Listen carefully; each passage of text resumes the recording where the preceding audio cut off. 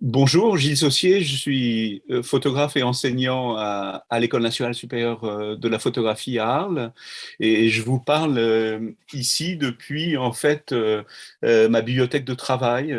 Il y a près de 1500 volumes qui m'entourent, parmi lesquels je dors d'ailleurs, parce que c'est aussi à la fois ma chambre de travail et ma chambre à coucher, c'est peut-être ma caméra obscura finalement.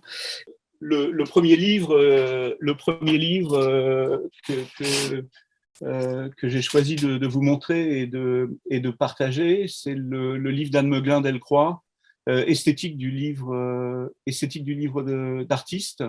C'est un livre qui a été publié pour la première fois, je crois, en 1997 chez Jean-Michel Place. Et en fait, je ne connaissais pas du tout cette histoire de l'émergence du médium du livre d'artiste comme nouveau médium artistique au tournant des années 1960 et 1970. Et en fait, cette découverte a été assez importante pour moi pour penser aussi justement la question des rapports entre le livre d'artiste et le livre de photographie. Un aspect, c'était d'avoir montré comment finalement le livre d'artiste avait été bien sûr une manière de s'échapper du white cube à la fin des années 60, mais aussi de renouer avec de rematérialiser d'une certaine manière la pratique artistique, de faire du livre un réceptacle du réel à travers toutes sortes de pratiques, de réhabiliter finalement la dimension de l'expérience et du rapport au monde dans la pratique artistique à travers le livre d'artiste. Ça, c'est quelque chose qui m'a beaucoup intéressé dans ce livre. Pour rebondir sur les livres de Reuchel, en fait, le deuxième livre que j'ai choisi, c'est un livre de Paul McCarthy qui a été publié en 2003, je crois, et qui porte ce titre étrange, Hammer, Oranges and Apple. Et ce livre, un peu comme je dirais, ce livre commence finalement dès la couverture, puisque finalement ce qu'on retrouve à l'intérieur du livre, c'est ce que l'on voyait déjà sur la couverture, c'est-à-dire on voit près d'une centaine de portraits de bobines de films et de leurs emboîtages. Et finalement, le contenu textuel et contextuel est très, très laconique.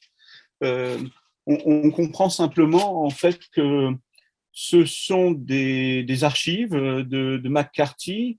Ce sont des films qu'il a tournés, nous dit-il, entre 1970 et 1975 et qu'il a conservés dans 3 cartons entre 1973 et 1980. Ça m'intéresse d'emblée parce qu'on se rend compte déjà que le temps du stockage excède le temps du filmage.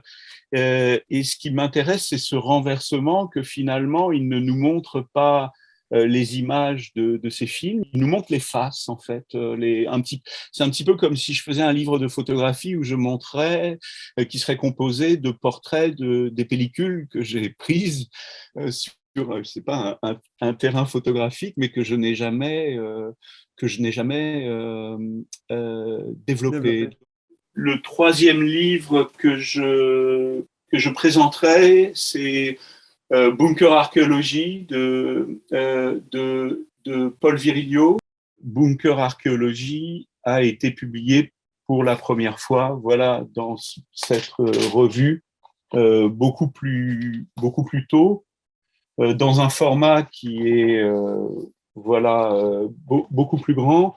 Et aussi, ce qui est important, c'est que là, on est sur un papier offset avec aussi une trame beaucoup plus forte et je dirais la dimension la dimension énigmatique mutique de ces architectures est renforcée, je trouve, par le mode d'impression et la matérialité de cette édition.